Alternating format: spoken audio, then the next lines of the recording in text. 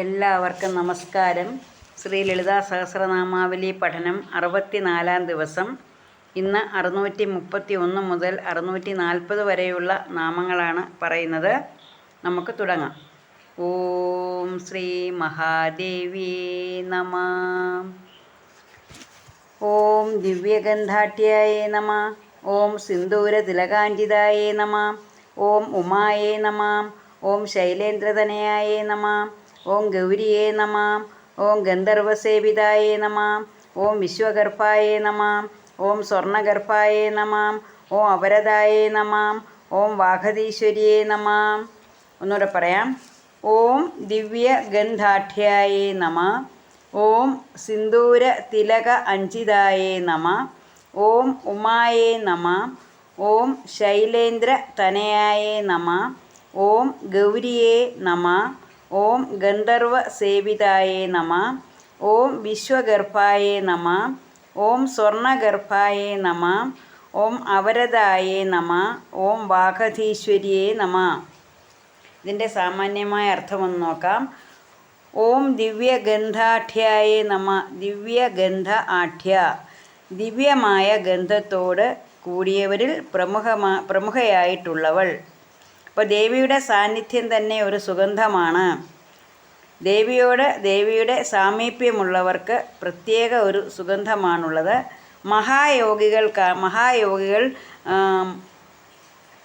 മഹായോഗികൾക്കെല്ലാം ഈ ഒരു പ്രത്യേക സുഗന്ധമാണെന്നാണ് പറയുന്നത്. കാരണം ദേവിയോട് അടുക്കുന്ന എല്ലാവർക്കും, ദേവീ സാമീപ്യമുള്ളവർ, ദേവീ സാന്നിധ്യമുള്ളവർക്കാണ് ഈ ദിവ്യമായ ഗന്ധമുള്ളത്. അങ്ങനെയുള്ള അവരുടെ ഈശ്വരിയാണ് ദേവി.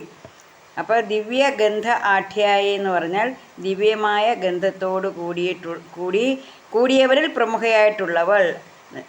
മഹായോഗികൾക്കാണ് ഇങ്ങനെയുള്ള സുഗന്ധമുള്ളത്. ദേവി തന്നെ സുഗന്ധമാണ്. അങ്ങനെയുള്ള യോഗിമാരുടെ ഈശ്വരിയായിട്ടുള്ളവളാണ് ദേവി. ഓം സിന്ദൂരതിലകാഞ്ചിതായേ നമ. സിന്ദൂരതിലക അഞ്ചിത. സിന്ദൂരതിലക അഞ്ചിത എന്ന് പറഞ്ഞാൽ സിന്ദൂരക്കുറി കൊണ്ട് ശോഭിക്കുന്നവൾ. സിന്ദൂരക്കുറി കൊണ്ട് ശോഭിക്കുന്നവൾ. സിന്ദൂരപ്പൊട്ട് കൊണ്ട് ശോഭിക്കുന്നവൾ. ഓം ഉമായേ നമ. ഉമ എന്ന് പറഞ്ഞാൽ പാർവതീദേവി. പാർവതീദേവി ആയിരിക്കുന്നതും ഈ ലളിതാ പരമേശ്വരി തന്നെയാണ്. ഓം ശൈലേന്ദ്ര തനയായേ നമ. ശൈലേന്ദ്രൻ പർവ്വതശ്രേഷ്ഠൻ, അതായത് ഹിമവാൻ്റെ മകളായ പാർവതി. ശൈലേന്ദ്രൻ്റെ തനയ പുത്രി. അപ്പോൾ പർവ്വതശ്രേഷ്ഠൻ്റെ അല്ലെങ്കിൽ ഹിമവാൻ്റെ പുത്രിയുടെ മകൾ പാർവതി, അതും ദേവി തന്നെയാണ്. ഓം ഗൗരിയേ നമ. ഗൗരവർണ്ണത്തോടു കൂടിയവൾ. ഗൗരവർണ്ണം എന്ന് വെച്ചാൽ വെളുത്ത വർണ്ണത്തോടു കൂടിയവൾ. ഗൗരി വെളുത്ത വർണ്ണത്തോടു കൂടിയവളാണ് ദേവി. സ്വർണ്ണ വർണ്ണമെന്നും പറയാറുണ്ട് ഗൗരവർണ്ണത്തിന്. ഇവിടെ ഗൗരവർണ്ണത്തോടു കൂടിയവൾ ദേവി. ഓം ഗന്ധർവസേവിതായേ നമ. ഗന്ധർവസേവിത, ഗന്ധർവന്മാരാൽ പൂജിക്കപ്പെടുന്നവളാണ് ദേവി. സംഗീതശാസ്ത്രത്തെ ഗന്ധർവവിദ്യ എന്നാണ് പറയുന്നത്.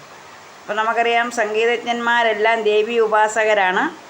അപ്പം അങ്ങനെ ഗന്ധർവന്മാർ സേവിക്കപ്പെടുന്നവളാണ് അല്ലെങ്കിൽ പൂജിക്കപ്പെടുന്നവളാണ് ദേവി.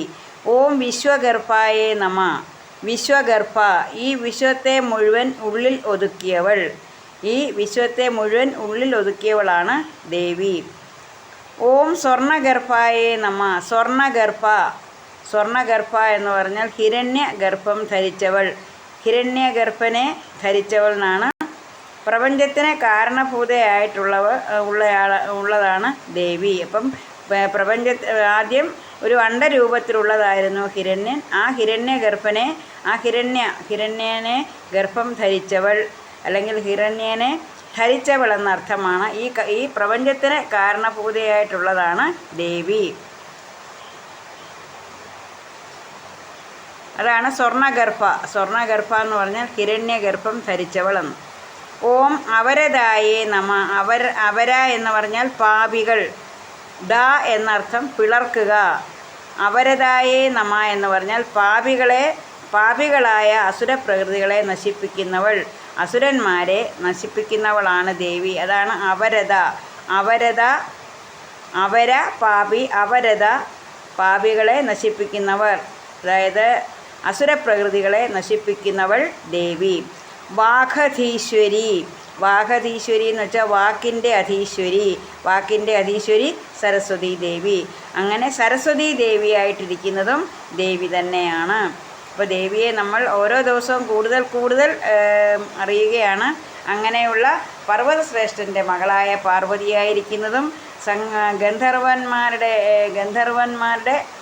ഗന്ധർവന്മാരാൽ പൂജിക്കപ്പെടുന്നവളും പാപികളായ അസുരന്മാരെ നശിപ്പിക്കുന്നവളും സരസ്വതി ദേവിയായിട്ടിരിക്കുന്നതും എല്ലാം ദേവിയാണ്. അപ്പോൾ നമുക്ക് ദേവിയെ കൂടുതൽ കൂടുതൽ അറിഞ്ഞ് ദേവിയിലേക്ക് അടുക്കാം. ദേവിയെ ഉപാസിക്കുക, ദേവിയെ വിശ്വാസപൂർവ്വം പ്രാർത്ഥനാപൂർവ്വം ശുദ്ധിയോടെ ഭജിക്കുക, ആരാധിക്കുക, ഉപാസിക്കുക, ദേവീ നാമങ്ങൾ ജപിക്കുക.